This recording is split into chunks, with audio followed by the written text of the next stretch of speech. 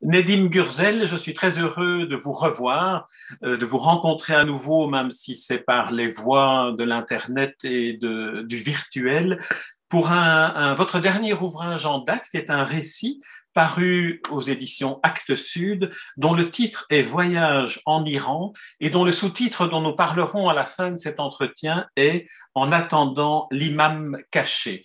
Alors, je tiens à dire d'emblée que la traduction de ce récit, vous écrivez en turc, la traduction de ce récit a été faite, je pense, pour un lecteur francophone qui ne parle pas le turc, de manière excellente et talentueuse par Pierre Pandelet. On a l'impression de lire un texte qui a été écrit en français. C'est en général une qualité pour une traduction littéraire. Alors, première question, Nedim Gürsel, quelle est l'origine de ce livre? Qu'est-ce qui vous a donné l'idée d'écrire ce récit d'un voyage que vous effectuez à travers l'Iran en compagnie d'un photographe? Je ne sais pas si les photographies vont bientôt être publiées, en compagnie d'une écrivaine dont j'ai découvert un des livres grâce à vous, qui est Shahzadeh Iqbal, et en compagnie d'une autre personne, une troisième personne, qui est à la fois poète et homme d'affaires, et qui a financé le voyage, dont le nom est Saïd Fekri, et dont on voit apparaître de temps en temps des interventions dans le récit. Alors donc, première question, d'où est née l'envie ou quelle est l'origine de ce livre? Est-ce que c'est l'occasion qui a fait le larron ou est-ce que le larron était au départ de l'initiative?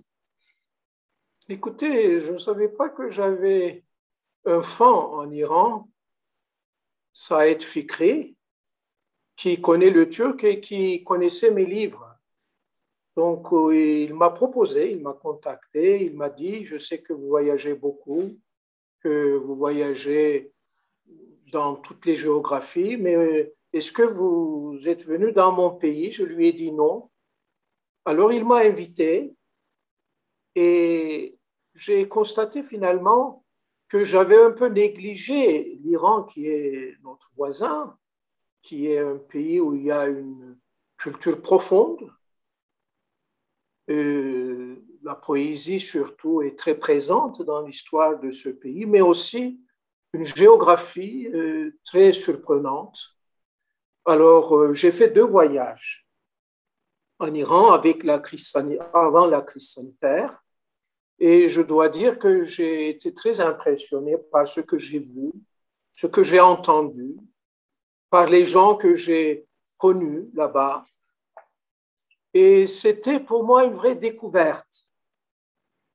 C'est pour cela qu'au retour du 2e voyage, j'avais pris des notes lors de ces 2 voyages. Donc, à mon retour, j'ai écrit ce livre, qui est un récit de voyage littéraire, mais aussi parfois politique.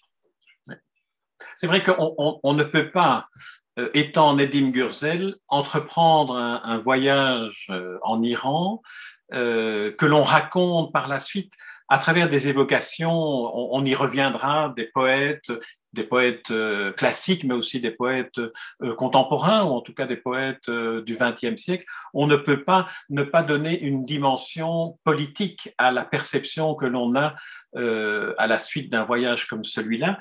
Vous dites d'ailleurs dans un des moments du livre que la poésie et la politique sont entrelacés de façon quasi permanente dans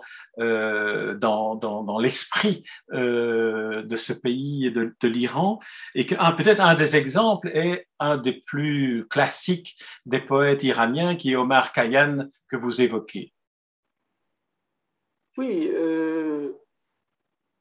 voilà un pays qui vénère ces grands poètes classiques comme Firdevsi, comme Khayyam, comme Attar, comme Hafez, car je suis un peu parti sur les traces de ces grandes figures littéraires de l'Iran ancien. Donc voilà un pays qui vénère ces poètes anciens, mais qui met en prison ces poètes contemporains. Voilà. Et c'était déjà pour moi un point de départ pour réfléchir sur cette question. Et aussi, pour Khayyam, je le connaissais, je l'avais lu en turc il y a longtemps. C'est un poète qui, qui réfléchit sur l'existence, sur le néant, mais qui est aussi un grand poète, car il manie de manière excellente la langue persane. Mais c'est grâce à ce voyage que j'ai découvert, par exemple, le Shahnameh de Ferdowsi. C'est vraiment le pilier, si je puis m'exprimer ainsi, de la littérature persane. Et c'est un livre épique, aussi important en mon sens qu'il y a des lycées que nous ignorons un peu en Occident. Même si le Shahnameh est traduit dans les langues occidentales, on ne le cite pas beaucoup, on cite souvent Homère, on se réfère à l'Antiquité grecque, mais on a tendance à oublier l'Iran qui a aussi sa propre antiquité. Et vous savez qu'il a fait aussi la guerre à l'époque de Darius avec Alexandre le Grand. En revenant, si vous voulez bien, brièvement revenir un peu sur Omar Khayyam, parce que il y a tout un chapitre que vous consacrez à Omar Khayyam et dans lequel il y a cette conversation imaginaire que vous avez avec le fantôme d'Omar Khayyam lorsque vous êtes dans sa ville natale et devant un monument qui le commémore.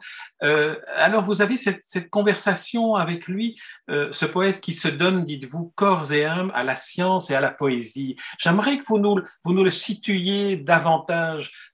À quoi correspond en Occident l'époque à laquelle il a vécu et en quoi est-il tellement moderne qu'il mêle science et poésie, et puis c'était aussi un contestataire.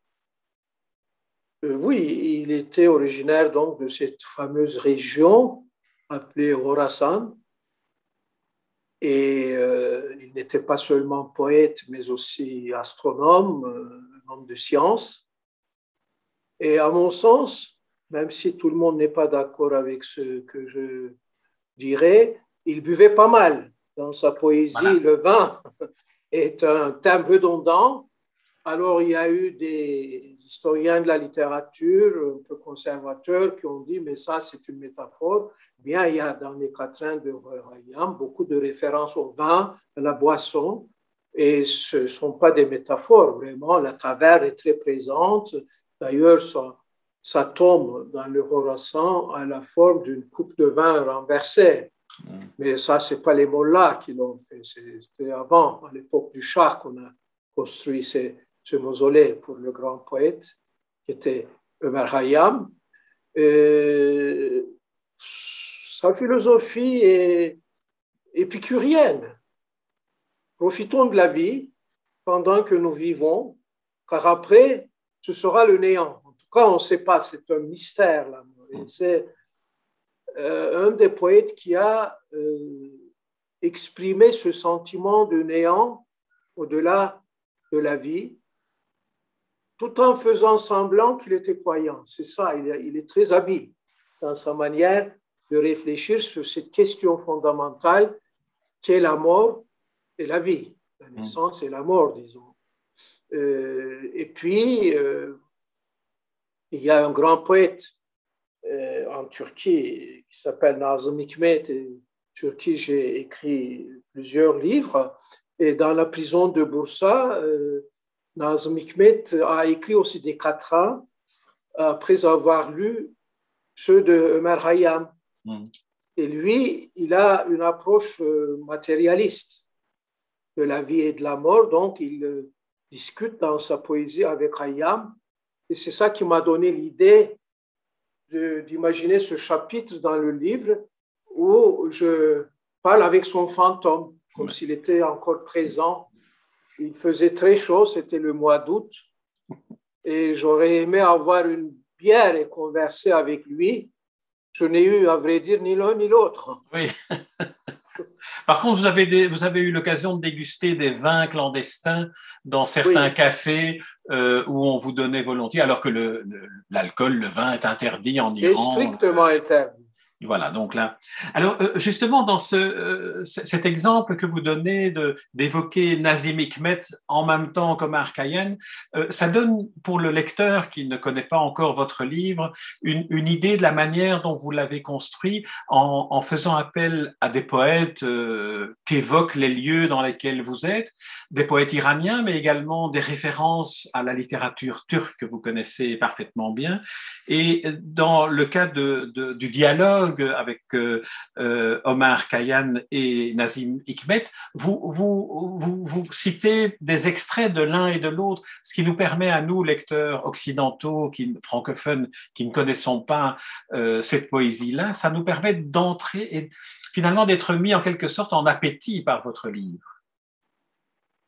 Oui, quand je voyage, j'essaie de m'initier à une géographie ou à une ville, à un espace urbain qui a marqué l'œuvre d'un grand écrivain, d'un grand poète. C'est comme ça que j'ai écrit Les écrivains et leurs villes, ou un autre livre qui s'appelle Ombre et traces. Ce qui m'intéresse, c'est essayer de comprendre ce que Michel Butor a appelé le génie du lieu par rapport à une figure littéraire et comparer sa perception de cet espace, de ce lieu, avec la mienne, avec ma propre perception, disons.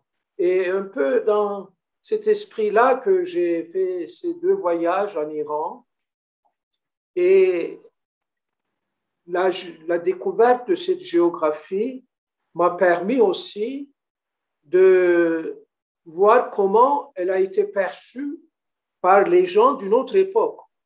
Par exemple, il y a un chapitre sur Isfahan et Loti, parce que Loti est passé par là, mais aussi l'écrivain Saad Hidayet, qui a été à Isfahan, qui parle aussi des montagnes et puis de l'histoire de cette ville. Alors, j'essaie de faire une sorte de synthèse avec tous ces éléments en privilégiant ces grandes figures littéraires, mais aussi en faisant part de mes propres impressions. Alors, il y a d'autres, effectivement, embrayons sur le chapitre avec Pierre Loti, parce que c'est un chapitre qui est particulièrement touchant, parce que en même temps, on se rend compte de la différence qu'il y a dans les modalités d'un voyage tel que celui que vous avez réalisé et tel que celui que Pierre Loti a effectué avec cette traversée de la Perse, cette traversée de l'Iran.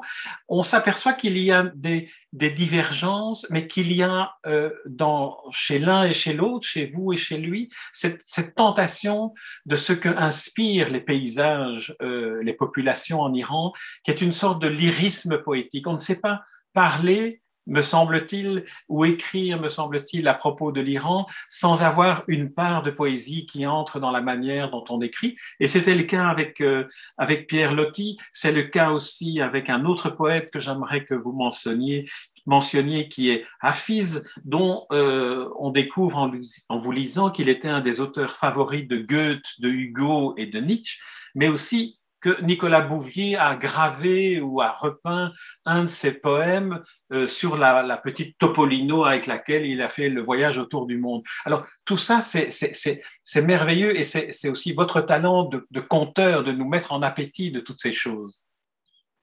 Oui, alors, Pierre Loti était, à mon sens, un grand écrivain. Parce qu'il a une écriture moderne, et c'est un article de Roland Barthes qui m'a donné la possibilité de découvrir cet aspect moderne de Loti. Car avant, j'étais un peu perplexe à son égard.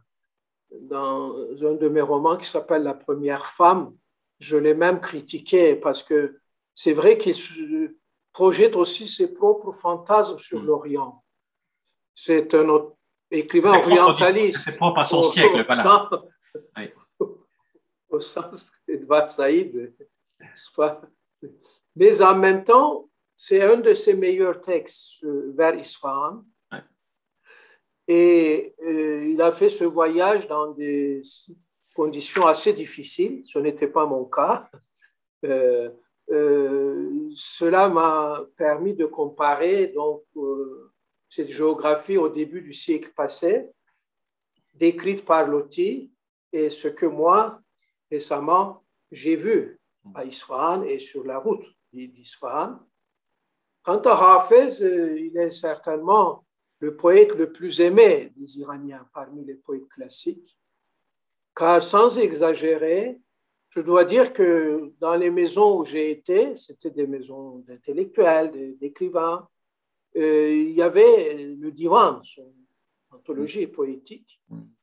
Et parfois, les Iraniens, comme je le dis dans mon livre, ouvrent au hasard ce divan et lisent des vers, et ils croient que les vers qu'ils lisent, en fait, leur parlent de leur avenir. Et j'ai fait aussi ça, et finalement, c'était juste. Je suis tombé sur des vers, curieusement, qui exprimaient bien mon état pendant ce voyage. Vous dites aussi que beaucoup d'Iraniens, mais évidemment, j'imagine parmi ceux que vous avez rencontrés, mais je pense aussi la population, une grande part de la population, connaît beaucoup de poèmes par cœur. Est-ce que c'est une manière de s'approprier la littérature dans un pays où la censure, on le sait, est particulièrement stricte et vigoureuse? C'est ça qui est contradictoire, parce que on dit qu'en Iran, dans chaque maison où il y a le Coran, il y a aussi un divan de Hafez.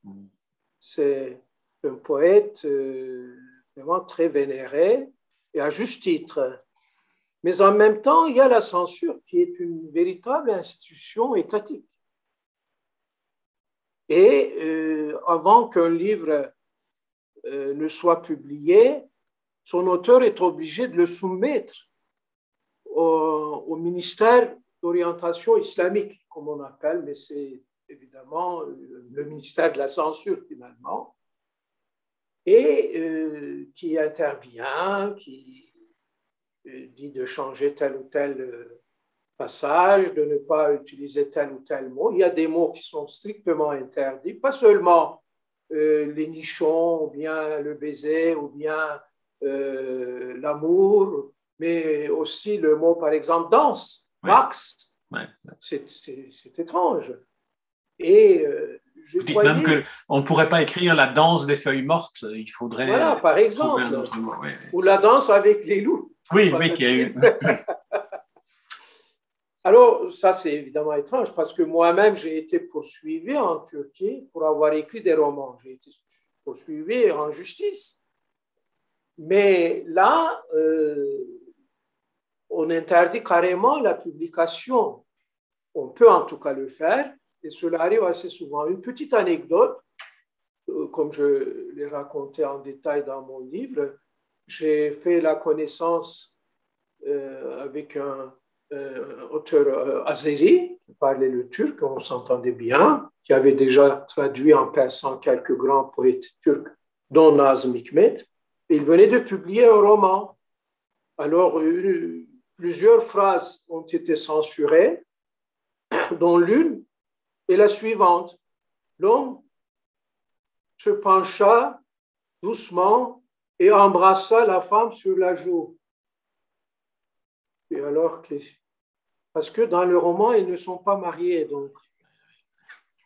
Non, alors, vous évoquez aussi, puisqu'on parle de censure, la force aussi, une des armes qu'utilisent certains auteurs iraniens pour contrer la censure, qui est l'humour. Et vous parlez de Shahriar Mandanipur, dont le roman, en censurant un roman d'amour iranien, parvient à contourner par l'humour la réalité de la situation devant laquelle il se trouve.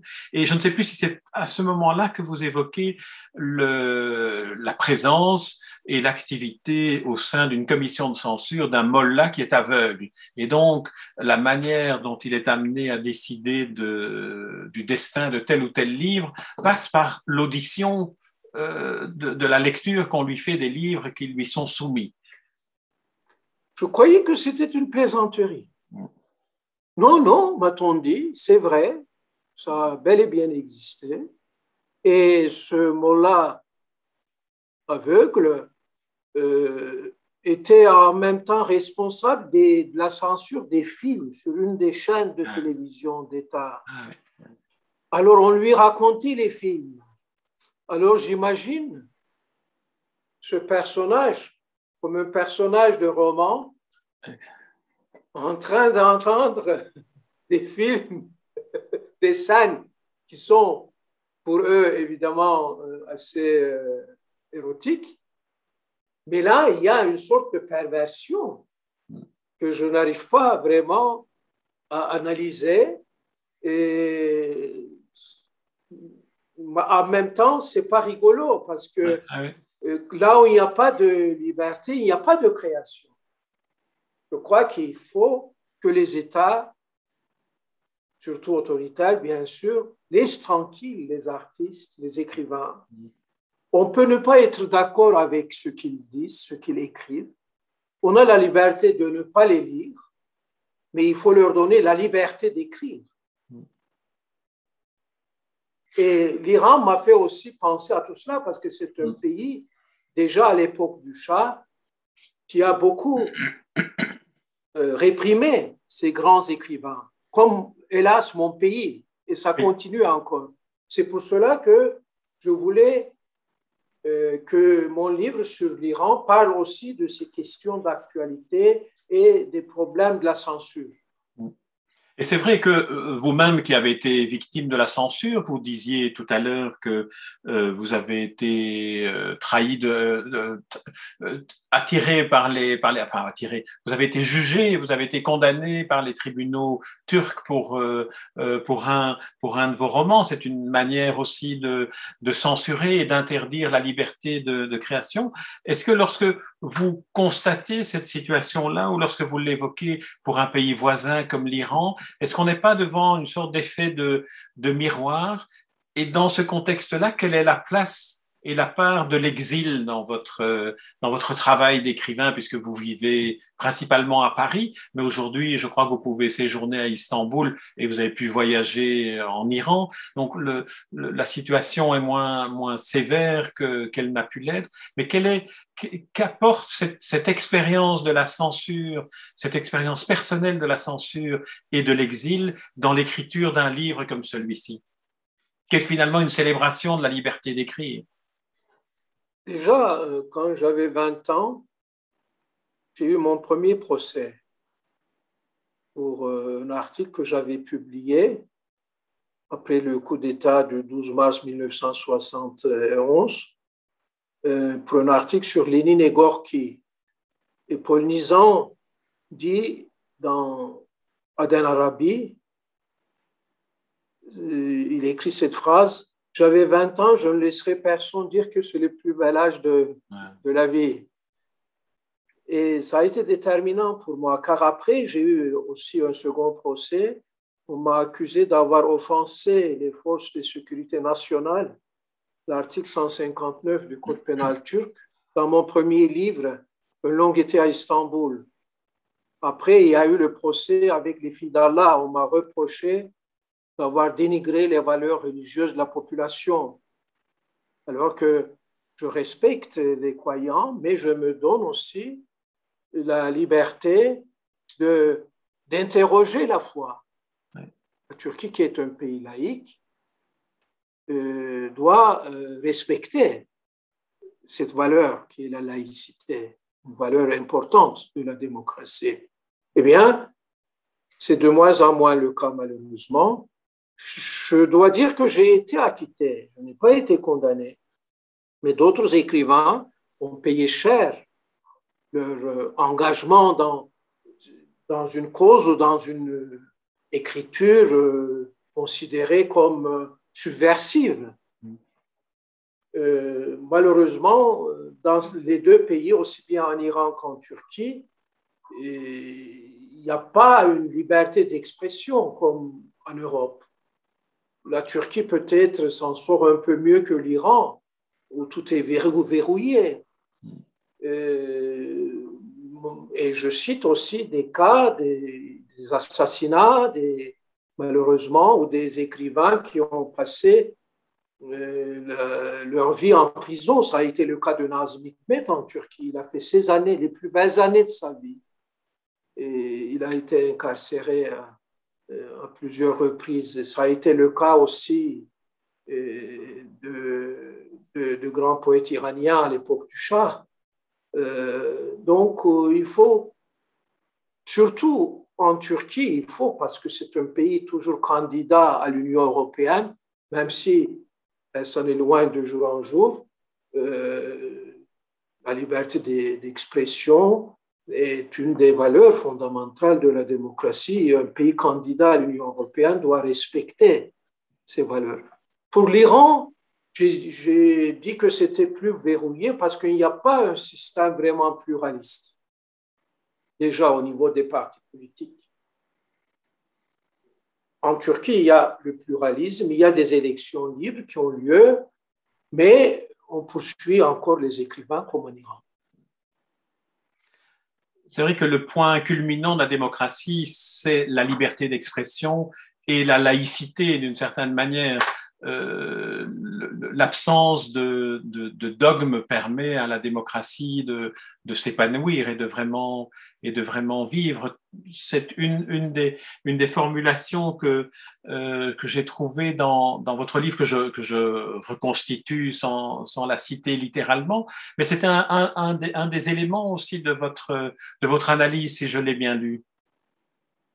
Oui, j'ai dit tout à l'heure qu'il n'y avait pas de création sans la liberté. Par rapport à la religion, telle qu'elle soit, la religion est faite de dogmes. Donc, il n'y a pas de place pour un vrai débat démocratique quand on s'engage dans cette voie-là, et c'est ce qui se passe en Iran. Et je constate avec grande amertume qu'aucun État n'aime les poètes finalement. Déjà, Platon avait chassé les poètes de sa République idéale. Et dans le Coran, nous avons cette fameuse sourate sur les poètes qui dit qu'il ne faut pas les suivre parce qu'ils ne disent pas la vérité. Alors que Allah est évidemment qui est très présent, omniscient et omniprésent, donc on ne dit que la vérité si on est croyant. Là, il y a un problème. Mais il y a aussi un problème qui est fondamental pour la création littéraire, c'est-à-dire un problème par rapport à ce que nous appelons la fiction. Il ne faut pas suivre les poètes parce qu'ils ne disent pas la vérité. C'est intéressant. Tout à fait. Alors, oui. Allez-y, continuez, pardon, je vous coupe. Donc, moi, je pense, je dirais que l'islam n'est pas compatible avec la démocratie. On ne peut pas suivre la charia et dire que c'est la vraie voie démocratique. Ce n'est pas possible. C'est pour cela que la laïcité, qui est l'article 4 de la Constitution de la République de Turquie, me semble très important. Mais nous avons en Turquie maintenant un gouvernement qui se réfère de plus en plus à l'islam et ce n'est pas compatible avec la Constitution.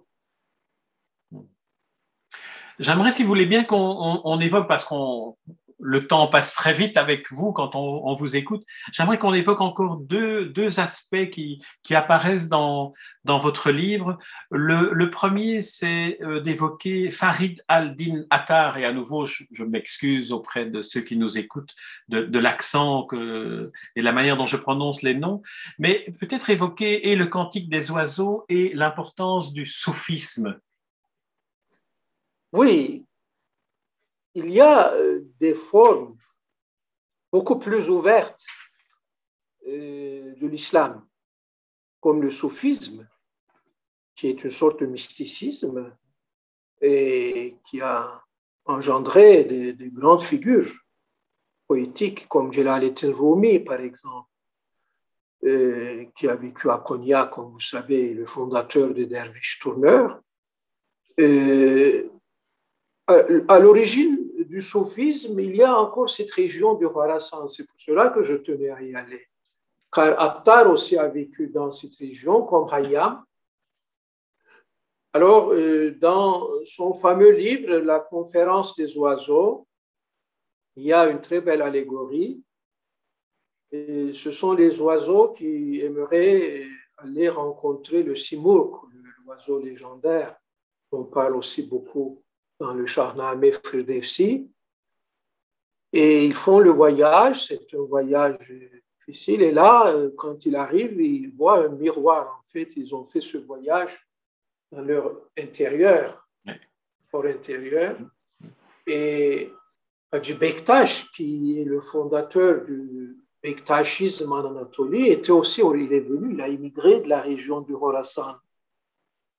Et Hacı Bektaş dit dans un de ses poèmes que la vérité, il ne faut pas la chercher ni à la Mecque, ni ailleurs. La vérité, c'est en toi qu'il faut que tu cherches. Alors, j'ai écrit un livre qui s'appelle Les 7 derviches, où j'ai parcouru l'Anatolie d'un bout à l'autre à la recherche donc des légendes de ces grandes figures soufis, comme Jalaluddin Rumi, comme Hacı Bektaş et combien d'autres. Et bien, Attar aussi est l'ancêtre, en quelque sorte, du soufisme. C'est malheureusement un poète qui a été assassiné par un guerrier mongol, mais il a eu le temps quand même d'écrire ces fameux livres, dont La conférence des oiseaux, qui existe en traduction française. Et je conseille à ceux qui nous regardent et écoutent donc de découvrir vraiment l'univers de Feriduddin Attar. C'est un univers très symbolique, mais en même temps merveilleux. Ce sera d'ailleurs une des qualités parmi tant d'autres de votre livre et de la lecture de votre livre, c'est qu'elle va inciter beaucoup de lecteurs francophones, belges, français, à aller plus loin et à travers les indications que vous donnez dans les notes en fin de volume, mais aussi à travers tous les titres que vous citez, nous donner envie d'aller lire ces poèmes, d'aller lire ces textes que l'on connaît si peu et dont, quand on lit ce que vous en dites, on a vraiment envie de les découvrir. Alors, pour terminer l'entretien, avant que vous n'évoquiez évidemment l'imam caché, j'aimerais qu'on évoque encore un endroit que vous évoquez, et là on entre plus dans la géographie que dans la littérature, c'est Yazd et Kerbela. Yazd étant une des plus anciennes villes de l'humanité, et en parlant, vous évoquez, là on revient à la littérature, mais littérature occidentale, le désert des Tartares de Dino Buzzati, avec Drogo qui attend l'attaque et qui finalement se trouve devant un paysage auquel vous a fait penser le paysage qui entoure la ville de Yazd. Oui, c'est une ville très ancienne. Cette géographie-là est car cette ville se trouve à la limite du désert et j'ai le film qui est une adaptation du fameux roman de Buzzati, de Dino Buzzati, qui m'avait beaucoup marqué à une époque, donc a été tourné là-bas. Parce que le désert des Tartares est finalement une allégorie de l'attente. Et c'est aussi, évidemment, quand on parle de l'allégorie de l'attente, on peut penser au messianisme et la croyance du 12e imam Mahdi qui va revenir, qui se cache quelque part parce qu'il a disparu quand il avait 5 ans. Et c'est aussi une attente. Donc les gens qui croient à cela, et c'est un des mythes fondateurs du chiisme, le mythe de l'imam caché, parce qu'il va revenir pour rendre la justice, pour distribuer équitablement les terres, etc. Et je crois que l'Iran est le seul État chiite dans le monde. Mm. Et le chiisme date déjà du décès du prophète de l'islam. Il y a eu, et que le prophète est décédé, un conflit entre le clan de son gendre et cousin, qui était Ali, qui avait épousé la fille du prophète Fatima, et le clan d'Abu Bakr, dit Al-Siddiq, l'ami fidèle du prophète, et qui avait donné sa fille Aïcha au prophète. Voilà les deux clans. Et bon, le clan d'Ali, considéré, il a été, pour la succession du prophète, malmené. Bon, on ne va pas entrer dans les détails, on n'a pas le temps.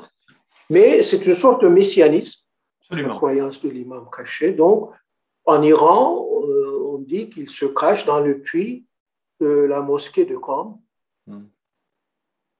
Et parce que c'est l'imama, dans l'islam, il n'y a pas de clergé, mais dans le schisme, oui, il y a une hiérarchie.